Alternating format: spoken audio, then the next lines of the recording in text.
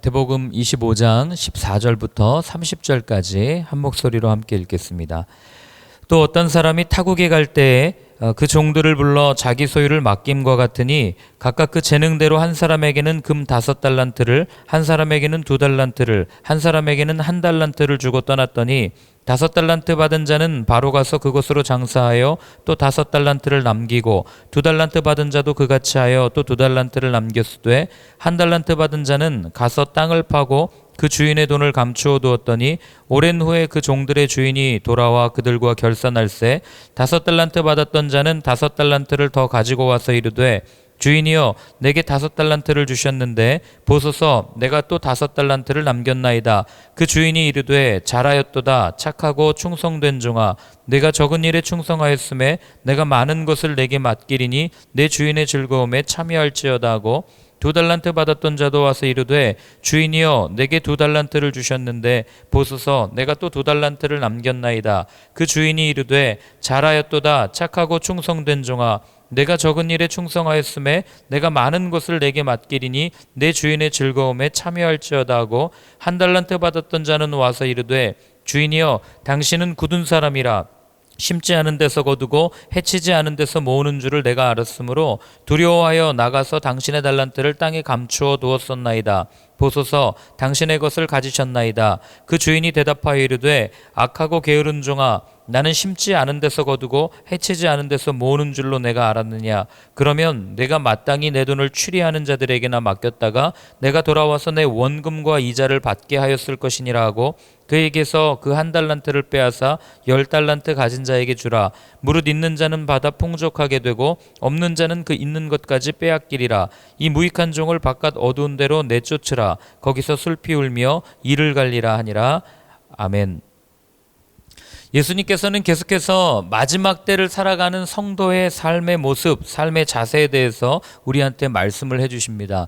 우리가 잘 아는 이 달란트 비유는 사실 그냥 그 마지막 때에 결산하는 그런 일들이라고 우리는 생각할 수 있지만 그러나 오늘 본문에 나오는 이 달란트 비유를 가만히 읽으면 이 마지막 때를 우리가 어떻게 살아가야 되는가, 복음을 가진 우리는 어떻게 예수님 앞에 나아가야 되는지를 분명하게 이야기를 해줍니다. 특별히 우리는 달란트 비유를 읽을 때마다 이 달란트는 얼마냐면 한 노동자, 한 사람이 평생토록 일해도 받을 수 있을까 말까 한 어마어마한 돈입니다. 1달란트가. 그런데 5달란트, 3달란트, 1달란트를 맡겼다고 해서 우리는 이것을 수치로 생각하고 그리고 또 하나님께서 우리에게 주신 달란트, 하나님께서 우리에게 주신 재능, 하나님께서 우리에게 주신 은사에 초점을 맞추고 이 본문을 읽습니다. 그런데 본문이 말하는 달란트는 그 개념이 조금 다른 달란트예요. 이는 돈으로서의 예수님께서 비유를 드시긴 했지만 그러나 본문에 나오는 달란트는 그 개념을 넘어서는데 이 본문이 말하는 달란트는 무엇이냐면 바로 주님이 우리에게 맡겨주셨던 복음을 의미합니다. 그러니까 예수님께서 우리에게 땅끝까지 이르러 내 증인이 되라 이렇게 말씀해 주셨는데 그 복음을 우리는 어떻게 대하고 있고 그리고 어떻게 또 활용하고 있고 어떻게 전하고 있는지를 예수님께서는 우리에게 알려주시는 거죠. 자, 우리 14절과 15절 다시 한번 같이 읽어보겠습니다. 또 어떤 사람이 타국에 갈 때 그 종들을 불러 자기 소유를 맡김과 같으니 각각 그 재능대로 한 사람에게는 금 5달란트를, 한 사람에게는 2달란트를, 한 사람에게는 1달란트를 주고 떠났더니. 아멘. 자, 주인이 한 사람이 이제 어딜 나가야 되는데 종들에게 자기의 재산 중에 일부를 맡기는 거예요. 어떤 사람에게는 5달란트를, 또 어떤 사람에게는 2달란트를, 어떤 사람에게는 1달란트를 맡겼죠. 우리는 이 모습을 보면서 처음부터 마음이 어려워질 때가 있어요. 아니 왜 누구에게는 5달란트를 주고 누구에게는 1달란트밖에 안 주냐. 이 달란트 처음부터 이게 불공정한 거 아니냐. 이렇게 우리는 질문할 수 있어요. 왜 차등을 두고 왜 차별을 하냐. 이렇게 질문할 수 있는 거죠. 그러나 이 본문은 차별을 의미하는 본문이 아니에요. 차별이라기보다는 구별이라는 단어를 써서 표현하는 게 더 정확합니다. 그러니까 하나님께서는 우리에게 복음을 맡겨주셨는데 각각 한 사람 한 사람의 재능과 소질과 또 그 사람이 가지고 있는 여러 가지 성품들을 고려해서 그 사람에게 맞는 달란트를 맡겨주셨다는 거예요. 그 사람에게 맞는 말씀, 그 사람에게 맞는 복음의 이 능력, 이런 것들을 허락해 주셨다는 겁니다. 이거를요, 바울이 뭐라고 얘기하냐면 나중에 고린도서에 보면은 어떤 사람에게는 목사의 직분을, 또 어떤 사람에게는 가르치는 은사를, 또 어떤 사람에게는 뭐 섬기는 은사를, 다양한 은사를 주셨다고 우리한테 이야기를 합니다. 그러니까 하나님께서는 우리에게 이 마지막 때를 살아가면서 이 복음을 전할 수 있는, 복음의 능력을 가지고 살아가는 각각 다양한 모습들을 주셨다는 거예요. 어떤 사람에게는 뭐 이렇게 저처럼 설교하는 은사를 주셨고, 또 어떤 사람에게는 함께 이렇게 섬기면서 사람을 세워가는 은사를 주셨고, 저 같은 사람은 사실 사람 잘 위로 못하거든요. 근데 또 어떤 분들은 보면, 같이 동역하는 목사님들을 보면은 어떤 분들은 막 정말 전화도 잘하고 위로도 잘하고 따뜻하게 대하는데 저는 사실 그런 걸 잘 못해요. 그래서 늘 하나님한테 이렇게 기도합니다. 하나님, 나도 좀 따뜻하게 해주세요. 나도 좀 말 좀 잘하게 해주세요. 저희 그래서 항상 말로 아내한테 맨날 혼나거든요. 왜 말을 그렇게 하냐 이렇게 해서 혼나는데, 이런 걸 가지고 기도하는 거죠.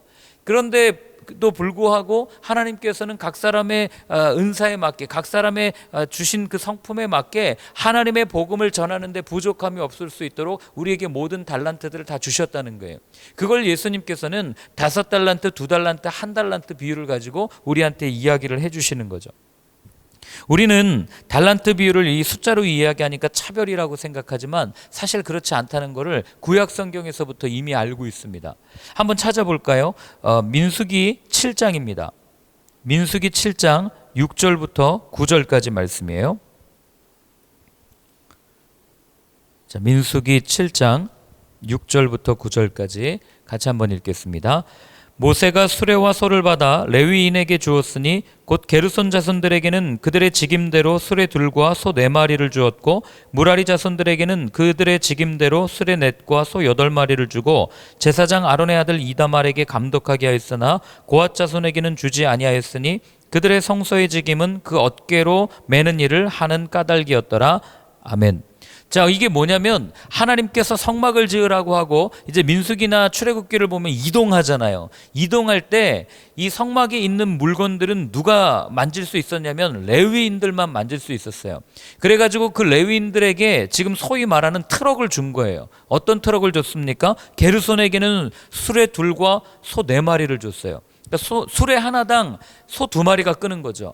그리고 무라리 자손에게는 수레 넷을 줬으니까 소를 몇 마리 줬겠습니까? 8마리를 줬겠죠. 2마리가 끌어야 되니까. 그리고 고앗 자손에게는 아무것도 주지 않아요.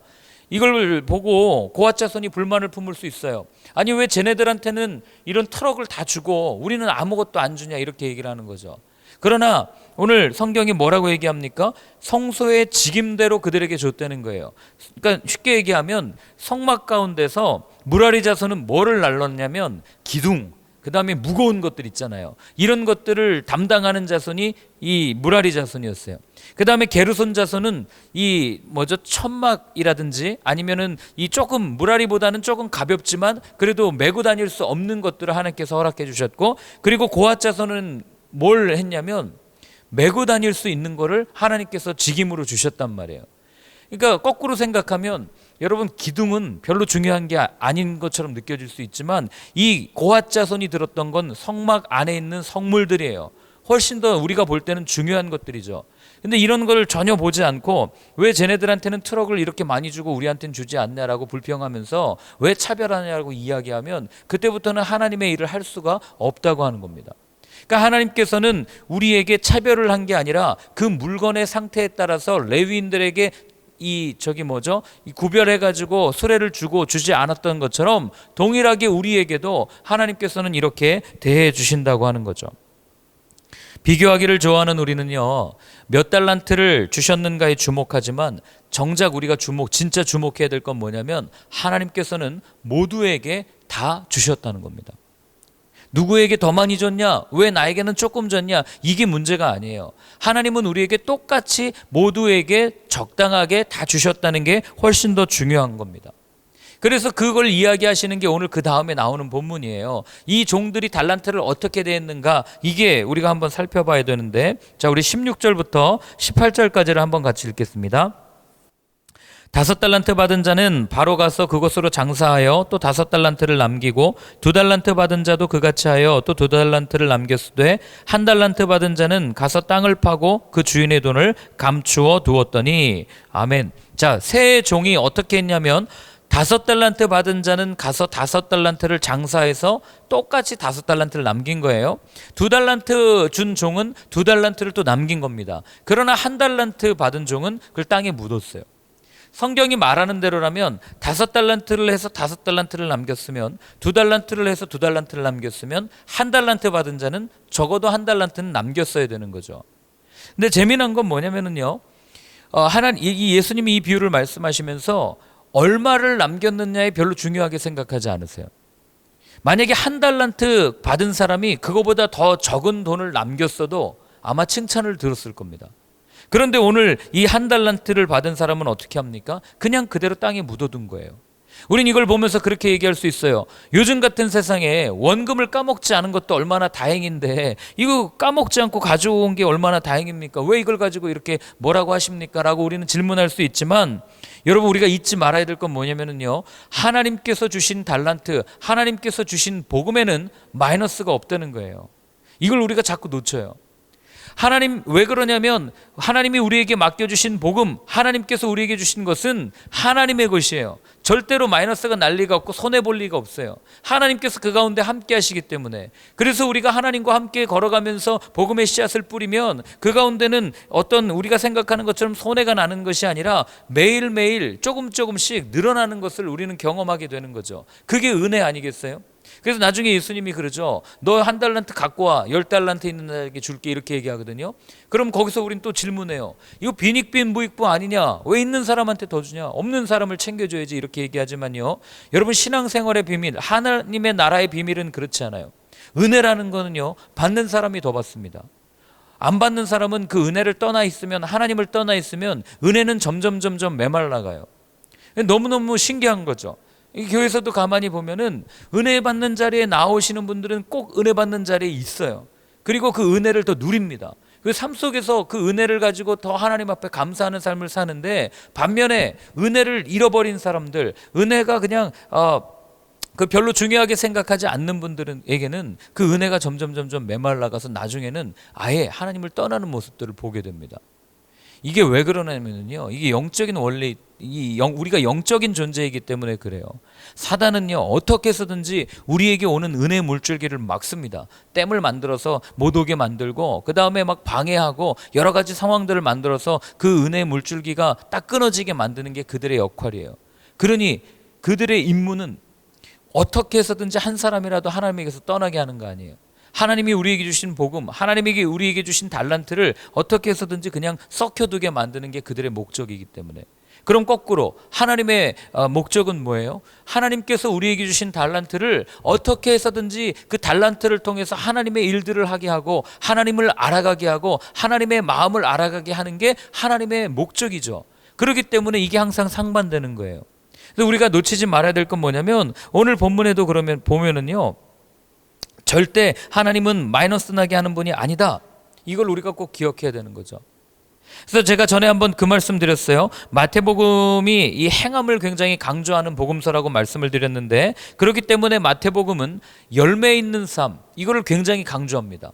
열매 없는 것을 못 견뎌 하는 게 마태복음의 저자예요. 그러니 예수님께서는 열매 없는 삶을 맺어가는 그런 사람들을 향해서 강하게 비판하고 비난하시는 이유가 여기 있는 거죠. 특별히 마태복음은 우리가 앞에서 23장에서 살펴봤지만 바리새인들을 향한 7가지 화를 이야기하잖아요. 누가복음은 4가지 화밖에 이야기하지 않아요. 왜 마태복음이 유독 그렇게 이야기하는가? 결국 열매 있는 삶을 맺어가라고 하는 어떤 그 하나님께서 주신 그 특별한 목적을 가지고 기록한 성경이 마태복음이기 때문에 우리는 이 본문을 읽으면서 그렇게 볼 수가 있는 거죠. 그렇기 때문에 우리가 늘 고민해야 될 것은 무엇이냐면, 내 삶에는 어떤 열매를 맺고 있느냐, 이걸 항상 봐야 되는 거예요. 근데 그 열매를 맺으려면 오늘도 여기 있지만 주님의 뜻이 무엇인지, 주인의 뜻이 무엇인지를 항상 고민해야 되는 거예요. 그 뜻을 모르고는 우리는 엉뚱한 열매를 맺어갈 수 있기 때문에. 그래서 마태복음이 계속해서 반복해서 강조했던 것이 하나님을 바로 알아야 된다. 그 예수 이 땅에 오셨던 그 하나님, 그분을 정확하게 알아야 된다라고 이야기를 해주기 때문에 예수님에 대한 이야기들을 아주 상세하게 기록하는 거죠. 여러분, 우리가 아버지를 모르면은요, 정말 우리의 신앙은 생색내기 또는 내 만족을 위한 종교에 불과할지도 모르겠습니다. 아버지의 뜻을 전혀 알지 못하고 내 마음대로 하는 신앙생활은 결국에는 마태복음이 나중에 얘기할 거예요. 나더러 주여 주여 했지만 그러나 결국 어린 양의 혼인잔치에 참여하지 못하는 그런 모습으로 변질될 수 있기 때문에 그렇습니다. 자, 그래서 19절에 이렇게 말씀하십니다. 같이 한번 읽어보겠습니다. 오랜 후에 그 종들의 주인이 돌아와 그들과 결산할세. 아멘. 마태복음이 또한 우리에게 강조하는 한 가지는 반드시 결산할 때가 있다는 겁니다. 우리의 삶에 대해서. 바울은요, 이거를 뭐라고 표현하냐면 제가 읽어드릴게요. 고린도전서 5장 10절에 이렇게 표현하고 있습니다. 이는 우리가 다 반드시 그리스도의 심판대 앞에 나타나게 되어 각각 선악간에 그 몸으로 행한 것을 따라 받으려 함이라. 아멘. 그리스도의 심판대 앞에 반드시 서는 날이 있을 겁니다. 이렇게 얘기하는 거죠. 그리고 또 로마서에서는 이렇게 얘기합니다. 로마서 14장 10절인데요. 내가 어찌하여 내 형제를 비판하느냐, 어찌하여 내 형제를 업신여기느냐, 우리가 다 하나님의 심판대 앞에 서리라. 아멘.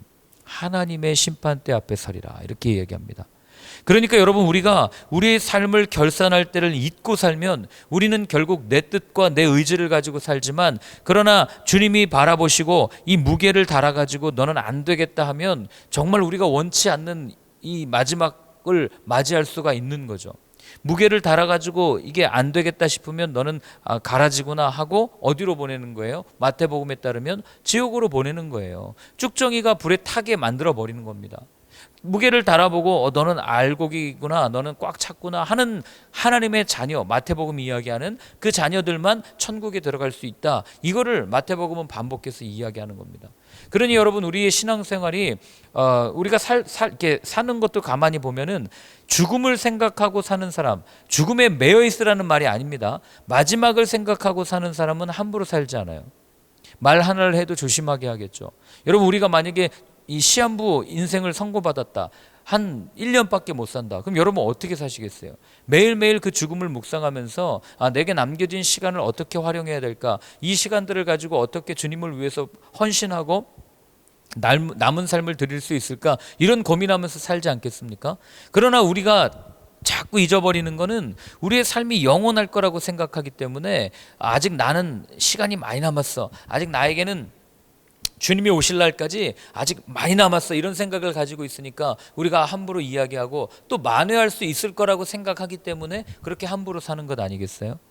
그러나 그리스도인의 삶은 그렇지 않다는 것을 오늘 예수님께서 우리한테 이야기를 해주시는 거죠.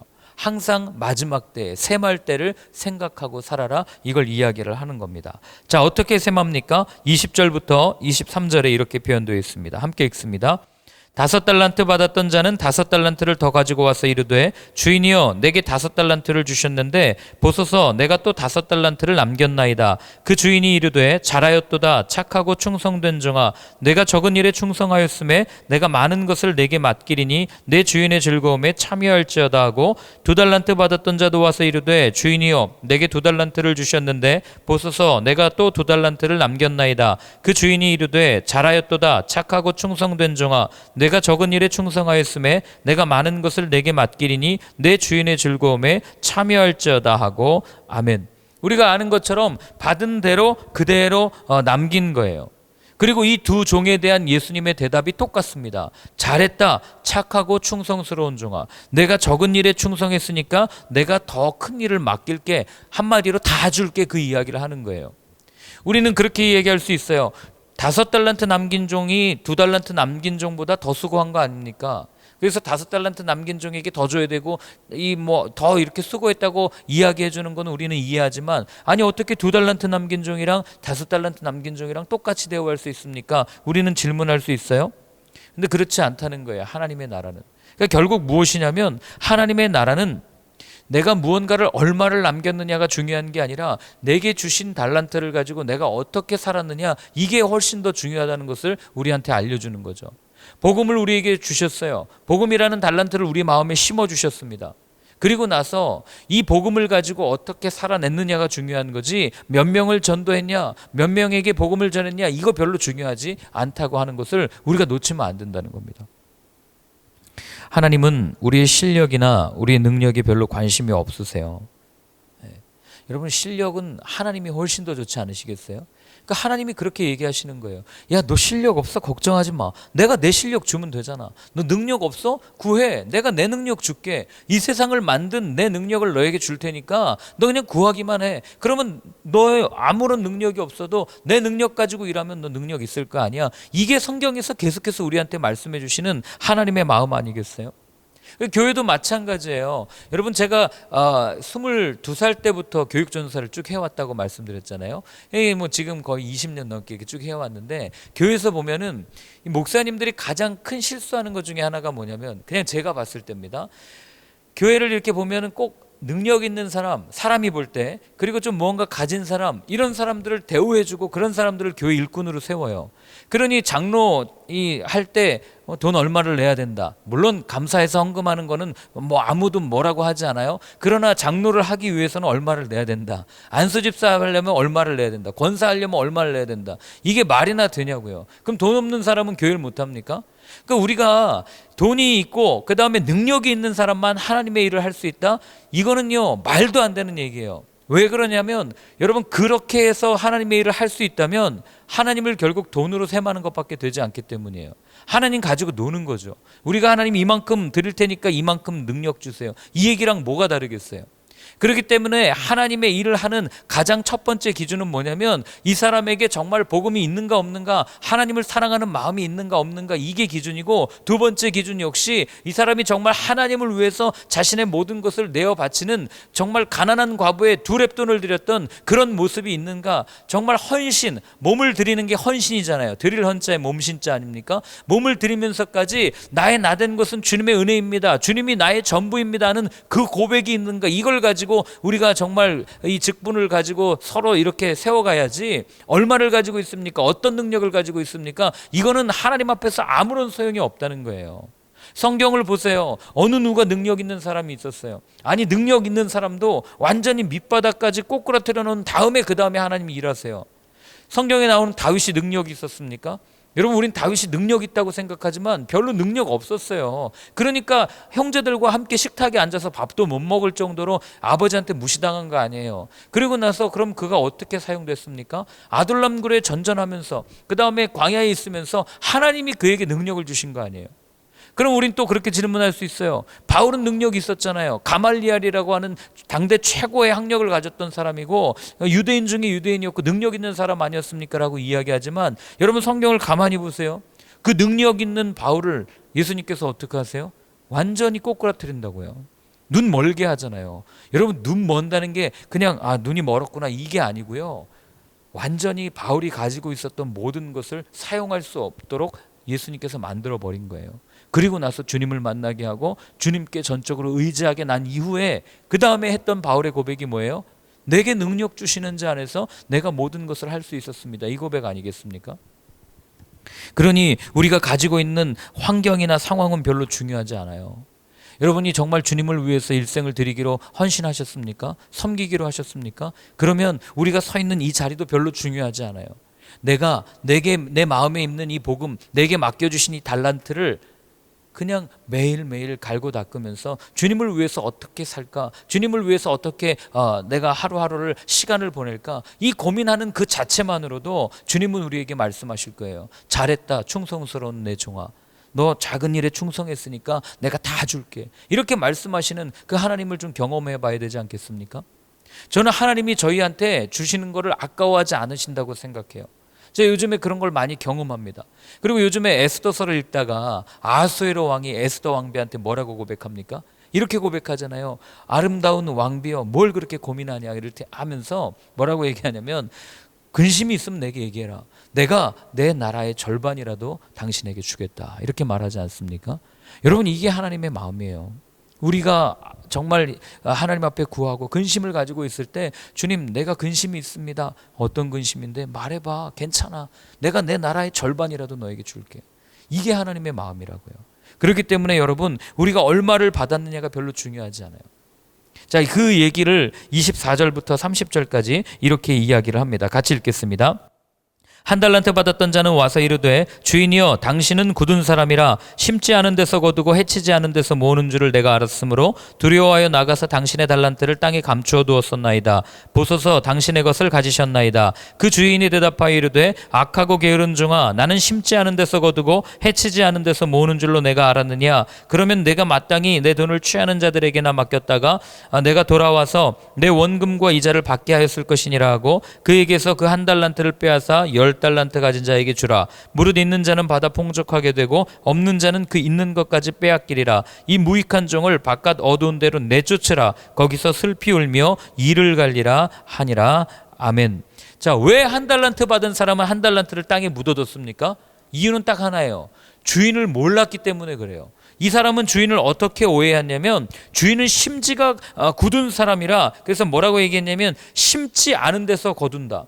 이 얘기는 노력도 없이 그냥 주인이 그렇게 돈을 취했다 이 얘기예요. 한마디로 얘기하면 주인은 그냥 그 아주 악한 사람입니다. 이 고백을 한 거예요 지금.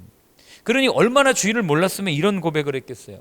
그러니 예수님이 뭐라고 얘기합니까? 악하고 게으른 종아라고 얘기하면서 왜 악하냐면 주인을 그렇게 오해했기 때문에 악한 거예요. 주인을 몰랐기 때문에 악한 겁니다. 그리고 왜 게으르냐면 가서 묻어뒀으니까. 그 다음에 하는 얘기가 너 정말 내가 그렇게 일하지도 않고 심지도 않은 데서 거두는 악한 사람으로 알았냐? 그러면 너는 잘못 선택했다. 네가 만약에 설사 그렇게 나를 알았더라면 가가지고 돈을 그냥 땅에 묻어두는 게 아니라 돈놀이 하는 사람들이나 이자놀이 하는 사람들한테 맡겼다가 그 이자라도 가지고 와서 나한테 바쳤어야 되는 거 아니냐? 지금 주님이 그렇게 얘기하는 거예요. 이게 무슨 얘기예요? 여러분 여기에도 하나님의 마음이 드러나요. 너 나를 그렇게 악한 모습으로 봤냐? 그래, 그것도 내가 이해할 수 있어. 그러나 그렇게 악한 모습으로 봤다면 그 복음을 준 그 귀한 복음을 가지고 가가지고 조금이라도 이자를 가지고 나한테 왔어야 될 거 아니냐라고 예수님이 지금 우리에게 말씀해 주시는 거죠. 그러니 주인을 몰라도 너무 모르는 거예요. 여러분 우리가 스스로에게 매일 물어야 되는 질문이에요. 여러분들은 하나님을 어떻게 인식하고 계십니까? 하나님을 어떻게 알고 계세요? 여러분들이 주인이라는 분, 여러분들이 아빠라고 부르는 그분을 여러분들은 어떻게 바라보고 있냔 말이에요. 5달란트, 2달란트를 남긴 그 종들처럼 내 주인은 인자하고 긍휼을 베푸고 은혜를 베푸시는 아주 좋은 분이야. 그렇게 인지하고 있는지, 아니면 이 악하고 게으른 종처럼 정말 주님은 그 심지도 않은 데서 거두고 그런 아주 악랄한 모습으로 우리가 인식을 하고 있는지. 우리가 후자처럼 인식하니까 성경을 읽으면서 드리는 질문이 하나님 폭군 아닙니까? 하나님 폭력적인 거 아닙니까? 이런 소리 하는 거 아니겠어요? 하나님 한 번도 그렇게 하신 적이 없는데 구약 성경에서 왜 그렇게 많은 사람들을 죽여야 했고 진멸해야 했고 어린아이까지 다 죽여야 되냐? 다 그 이유가 있어요. 근데 그 이유를 모르고 그냥 그 겉모습만 보고 하나님은 무자비한 분이야, 하나님은 폭력적인 분이야, 그러니 하나님 앞에 늘 고개 숙이고 무섭고 두려워하고 그렇게 살다가는 나중에 이런 결말을 맞는다는 것을 하나님께서 우리한테 알려주시는 거 아니겠어요? 여러분 하나님이 뭐가 부족해서 우리를 억압하겠어요? 하나님이 뭐가 부족하다고 우리를 감시하겠냐고요? 그러니까 우리가 하나님을 몰라도 너무 모르는 그런 모습들 때문에 오늘 예수님께서는 다시 한번 이 비유를 통해서 우리한테 알려주시는 거예요. 여러분 본문을 한번 가만히 보세요. 아까도 말씀드렸지만 주님은요 몇 달란트 남긴 것에 관심이 없어요. 너 몇 퍼센트의 수익을 냈냐 이거 별로 관심이 없어요. 너 정말 그 달란트를 가지고 어떻게 했냐를 중요하게 생각하는 거죠. 그러니 우리가 몇 달란트를 받았느냐가 중요한 게 아니라 그냥 모두에게 똑같이 받았다는 것이 중요한 거고, 그리고 얼마를 남겼느냐가 중요한 것이 아니라 그걸 가지고 어떤 태도로 우리의 삶을 살았느냐가 훨씬 더 중요하다고 하는 겁니다. 그렇기 때문에 오늘을 사는 우리에게 주님이 들려주시는 말씀은 주님이 이미 우리에게도 달란트를 주셨습니다. 말씀도 주셨고 복음을 주셨어요. 그러면 나는 이 복음을 가진 자로서 어떤 태도로 어떤 자세로 살아가고 있는가, 이걸 가지고 우리가 늘 고민하고 생각해야 되는 거예요. 주님이 우리에게 원하시는 것은 땅끝까지 이르러 주님의 증인되는 삶, 세상의 소금과 빛으로 살아내는 삶을 원하시는 거죠. 그런데 그게 아니고 두려워서 소금과 빛의 역할은커녕 그냥 내게 주신 복음을 저 땅속 깊은 데 묻어두고 산다면 우리는 마지막 때 결산할 때 주님께 이런 이야기를 듣게 될 겁니다. 악하고 게으른 종아. 그렇기 때문에 여러분, 오늘 하루 우리가 살면서 한 가지 결단했으면 좋겠어요. 뭐냐면 우리에게 주신 이 복음, 우리에게 주신 이 값진 이 생명을 누군가에게 전하고 증거하고 그리고 그걸 가지고 귀하게 여기는 삶의 태도로 살고 싶습니다 하는 이런 결단을 했으면 좋겠습니다. 그런 우리의 삶의 태도가 훗날 심판을 받는 증거가 될 거예요.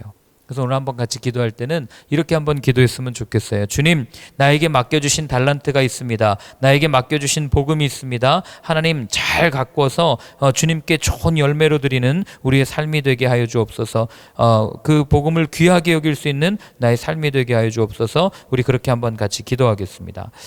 하나님 아버지 하나님, 오늘 정말 주님 앞에 다시 한번 결단하며 기도합니다. 하나님, 저희들 우리에게 주신 그 은혜, 우리에게 주신 그 복음, 우리에게 주신 것들을 하나님 다시 한번 하나님께 온전히 내어드릴 수 있기를 소원합니다. 하나님, 허투루 쓰지 아니하고 묵혀두지 아니하고 주님께서 우리에게 원하시는 대로 하나님 마음껏 사용하실 수 있도록 내어드릴 수 있는 저의 삶이 되어질 수 있도록 도와주시고, 나의 나된 것은 내가 아니요 주님 때문입니다 라는 이 고백, 우리의 고백이 되게 하여 주셔서 끝까지 주의 십자가를 붙들고 승리하며 주님 앞에 섰을 때 잘했다, 충성스러운 내 아들아, 내 딸아, 이 음성을 들을 수 있는 저희의 삶이 되게 하여 주옵소서. 하나님 아버지, 오늘 우리에게 주신 이 복음, 이 생명 가볍게 여기지 않고 잘 가꿔서 주님께 좋은 열매로 드릴 수 있는 저희의 값진 삶이 되어줄 수 있도록 성령님 함께하여 주시옵소서. 이제는 우리 주 예수 그리스도의 크신 은혜와 하나님 아버지의 사랑과 성령의 인도하심이 주님께서 주신 이 복음을 온전히 잘 숙성하여서 많은 이들에게 전하며 나아가겠다고 다짐하는 모든 분들 머리 위에 이제로부터 영원까지 늘 함께하여 주옵시기를 간절히 축원하옵나이다. 아멘.